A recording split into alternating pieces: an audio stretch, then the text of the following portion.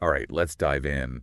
We're going behind the scenes of the Miss Universe Philippines competition today, Oh, fun. specifically the Pasig City leg. Okay. And we're looking at a recent article from philstar.com.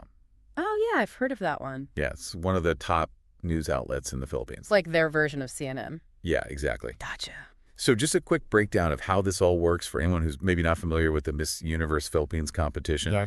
Each city, they hold their own local pageant. Uh-huh. And then that way they can select who they wanted to represent them Right. at the national level. Yep. Makes sense. So then, of course, the winner of that national pageant Mm-hmm. is the one who gets to represent the Philippines Oh, wow. in the Miss Universe pageant. So this is like the first step. Exactly. Wow. Pressure. So speaking of winners, Alessandra Isabel Eugenio from Bagong Ilog. Wow. What a name. Yeah. Love it. She was crowned Miss Universe Philippines Pasig 2025. Congratulations. And it sounds like she really impressed the judges. Yeah. How so? Well, the article mentions that she won both Best in Swimsuit and Best in Evening Gown. Oh, wow. So she kind of swept those two. Yeah. Those are some of the big ones. Yeah, exactly. And capturing both of those awards usually means that they're, Yeah.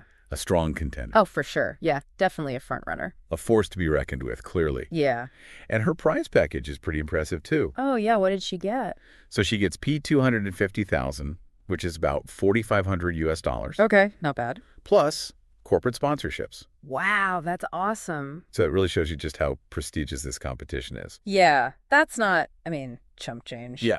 Yeah, that's serious. Even at the local level. Yeah, Yeah. Yeah. So, more than just a pretty face. Yeah. They're getting Wait, actual. Yeah, it's a platform for these women. Some real opportunities there. And let's not forget about the runners-up. Oh, yeah, of course. The first runner-up, Alessandria Denise Tan. Another great name. She also won Miss Popularity and Darling of the Press. She was busy. Yeah, wow. Good for her. Yeah, she got P125,000. Still very respectable. Right. Yeah. So rounding out the top five, we have Sophia Gellick-Katok as second runner-up, Okay. Prinsella Keith Cuevas as third runner-up, Mm-hmm. and Antoinette Faith Bernardo in fourth place. Okay. And this is where it gets really interesting. Both Prinsella and Antoinette also won Miss Diligence Awards. Oh, that's cool. What's that? I don't really know what that entails in the world of pageantry, I'm not sure either. but just based on the name, it seems like, Yeah, dedication. Yeah, hard work, Yeah. showing up, Yeah, like involved in different things. maybe community events. Yeah. Yeah, interesting. So, yeah, it shows that modern pageants are looking at more than just Yeah. the physical attributes. More than just a pretty face. Exactly. They're also valuing things like dedication and character. That's how it should be. I feel like that's a good, Yeah. thing to recognize. Yeah, for sure. Those are important qualities. Absolutely. And there's some other awards that were mentioned too, like Miss Walling and Miss Congeniality. Oh, fun. Yeah, so Cute. just some other little glimpses into Yeah. the personalities of these contestants. Little snapshots of their personality. And the city director, Cesara Descaya, she made a really interesting statement. Oh, yeah. What did she say? She emphasizes in the article that this competition is more than just a competition. Interesting. Yeah, that's... She calls it a celebration of beauty in its many forms, with a focus on empowering women. Oh, I like that. Yeah. I like that a lot. So it's not just about fitting into a certain mold, it's about what you bring to the table as a whole person.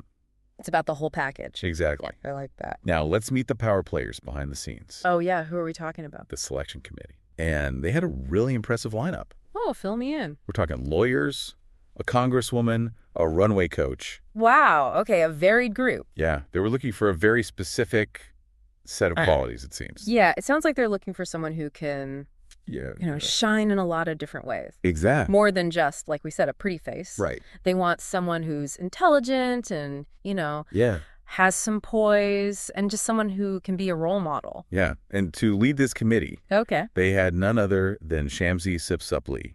Okay. And she's a former Binibining Pilipinas Universe winner, Oh, wow. which is basically the Philippines National Miss Universe competition. Okay. Gotcha. And she's also currently the national director of Miss Universe Philippines. Wow. So she's a big deal. Yeah, she's a powerhouse in the pageant world. Okay. So having someone like her involved really adds a lot of weight to this local competition. Oh, yeah, for sure. Like you've got someone who has the experience, the knowledge. Yeah. Yeah, someone to look up to. Exactly. And she was quoted in the article as saying, this pageant is an opportunity for Pasigeñas. Okay. That's how they refer to women from Pasig, to really shine. Oh, I love that. Yeah. It's so nice. And it is an opportunity. It's a way to really put yourself out there, showcase your talents Yeah. and your personality. And before we move on, let's just add this last little detail. Okay. The hosts of the event were none other than Binibining Pilipinas Universe 2014 winner MJ Lastimosa and Jasper Tingson. Okay.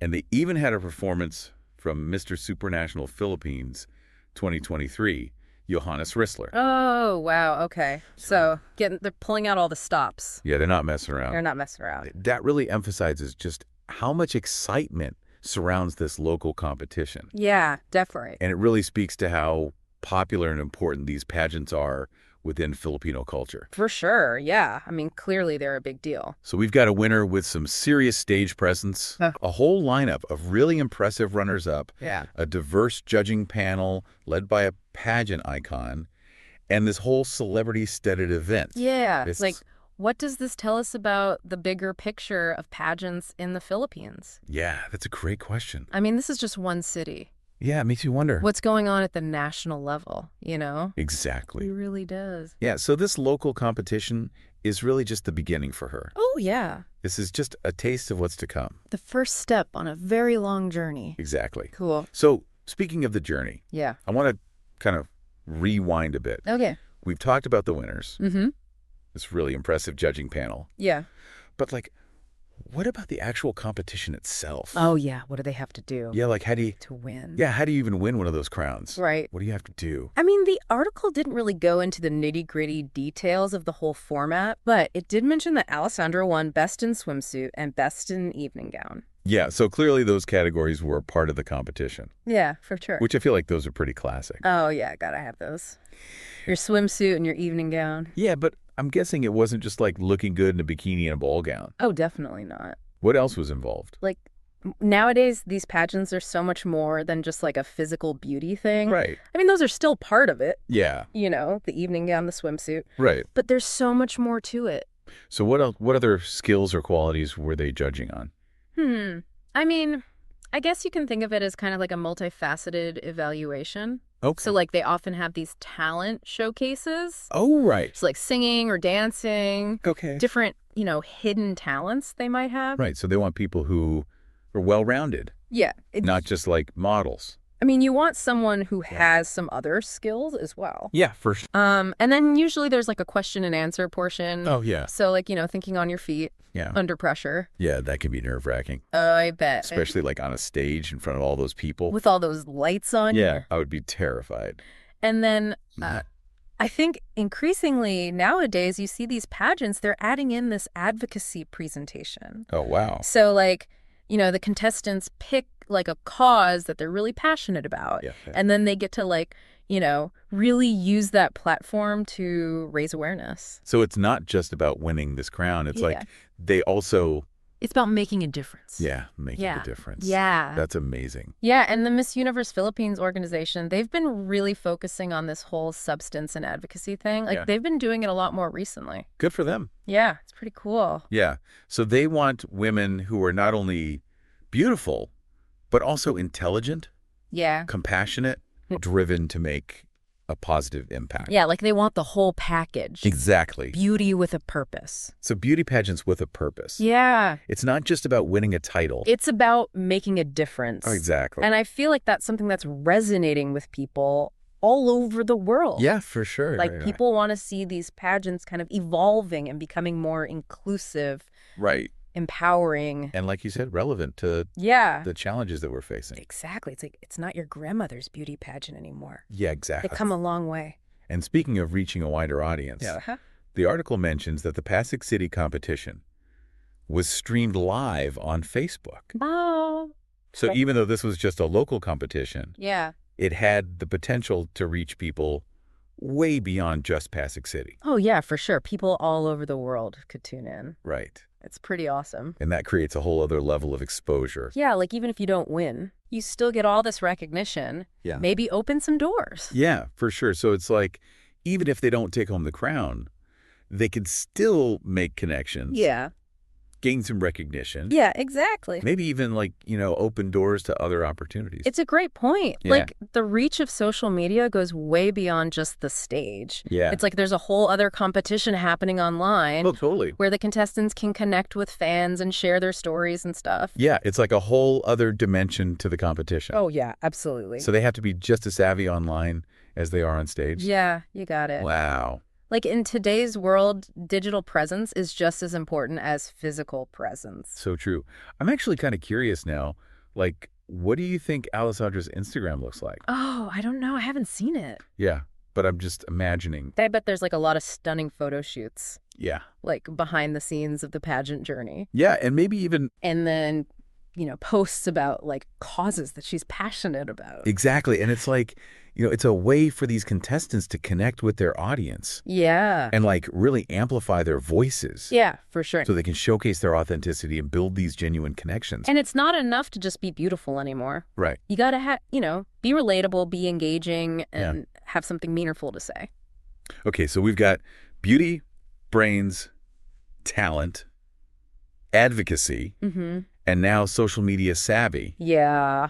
It's a lot to juggle. It is. It's a lot. It makes you wonder, like, how will these competitions continue to evolve? Right. Like, as we move forward, what's next? I mean, who knows, right? Yeah. But they've adapted so well. Yeah. So far, I'm sure they'll find a way. Yeah. But let's not forget about, like, the deep cultural roots of beauty pageants in the Philippines. For sure. I mean, I read somewhere that they've won the Miss Universe crown 4 times. Oh, wow. That's impressive. Which is incredible. Yeah, they have an amazing track record. Yeah. With international beauty pageants. Really. Like, that's got to be something they're really proud of. Right. So it seems like these pageants are really deeply ingrained in Filipino culture. Yeah, for sure. Like, what is it about Filipino culture that makes these competitions so popular?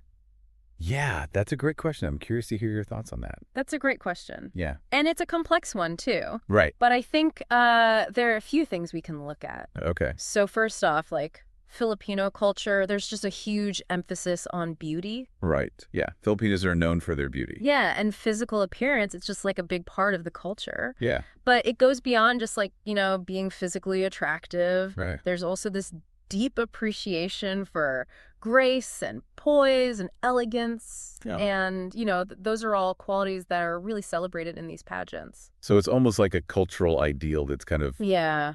being reflected and amplified through these competitions. Totally. Okay, that makes sense. Yeah, and then there's also this, I don't know if you'd call it like an aspirational element, Yeah. but like for a lot of Filipinos, these beauty queens represent this dream, this chance to kind of like elevate yourself and your family, And like you were saying before, the financial rewards are pretty significant. Oh, yeah.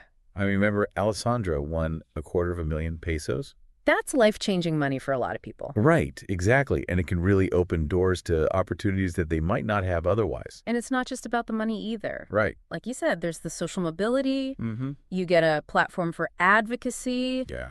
And the chance to be a role model. For other young Filipinos. Exactly. Wow. Yeah. So it's not just about personal gateway. It's about bringing honor to your family and your community. Like, there's this huge sense of collective pride and support that surrounds these pageants. Yeah, like Filipinos, they really rally behind their beauty queens because they see them as representing the nation. Yeah, it reminds me of how everyone in the Philippines gets behind their basketball team. Yo, totally. Like it's a national pastime. It's a huge source of unity. And then you add in the Philippines' amazing track record Right. at these international pageants. Yeah, like 4 Miss Universe crowns. That's crazy. It's insane. And like you were saying, it really just adds to that national pride. Oh, yeah, for sure. Like it fuels this passion for these competitions. Yeah. It's like a cycle of success and national pride.